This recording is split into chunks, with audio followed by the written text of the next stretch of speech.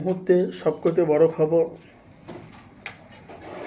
Social media আপনারা জানেন 4 তারিখে ভোট গণনার সময় মুখ্যমন্ত্রী মমতা ব্যানার্জি জাহের করে মমতা বাংলা থেকে মুখ্যমন্ত্রী থেকে পরাজিত হয়েছে।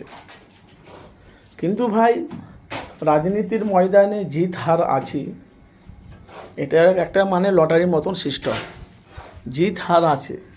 কিন্তু এখন যে পরিস্থিতি হয়ে গেছে ভাই, আমরা দেখেছি কেউ বলছে বিজেপির বিটি, কেউ বলছে বিজেপির সাথে তৃণমূলের জোট আছে, কেউ বলছে আইএসএফ, এইসব বিভিন্ন রকম জোট কি সব নিয়ে আলোচনা করছে। কিন্তু ভাই, বস্তুর সাথে বাস্তবটা মিলে গেল। এখন সোশ্যাল মিডিয়াতে আপনারা দেখেন ফেসবুকে কি হচ্ছে, দুধ কা দুধ পানি কা পানি হয়ে গেছে। চোখে যারা মুখ দিয়ে যারা বলেছিল, চোখ দিয়ে যারা দেখেছিল, এখন তারা দেখো না ফেসবুকে কি হচ্ছে। সারা পশ্চিম বাংলা তোলপাড় হয়ে গেছে। আমি কোনো দলের নাম বলছি না, যেহেতু ভাই আমরা কোনো রাজনীতি করি না, রাজনীতিকে সাপোর্টে আমি একটা দেশের নাগরিক আপনাদের কাছে সত্যটা তুলে ধরছি। তাহলে ফুরফুরা শরীফে পীরজাদা তোহা সিদ্দিকী যে কথাটা বলেছে, একদম 100% কথাটা সত্য বলেছে। হিন্দু মুসলমানের লড়িয়া লাগিয়ে দিয়ে রাজনীতিরা মজা নিচ্ছে। কী পরিস্থিতি ভাই, কোন দেশে চলে এলাম আমরা। যেহেতু মানুষ 10-15 বছর বাঁচত, সেটাও মনে আর বাঁচবে না। এই যা হচ্ছে, তৃণমূল হেরেছে, বিজেপি তার পার্টি অফিস ভাঙচুর করছে, সবাই ভাঙচুর করছে। অবশ্যই যে দখলে আসবে, সে পার্টি অফিস হোক বলো, সে যে কোনো ইয়েগুলো তারা দখল তো অবশ্যই করবে। কিন্তু এই যেভাবে যে মারধর, যে কাটাকাটি, যে মারপিট হচ্ছে, হাঙ্গা হচ্ছে, বাড়ি ঘর, এইসব কী হচ্ছে সব আপনারা বলেন। কিন্তু মমতা তো বলেছে আমি হারিনি, আমাকে হারিয়ে দেওয়া হচ্ছে। কেন ভাই, আমি আপনাদেরকে যে রাগও বলছি, আমরা রাজনীতি করি না, আমি সত্যটা মানুষের কাছে তুলে ধরি।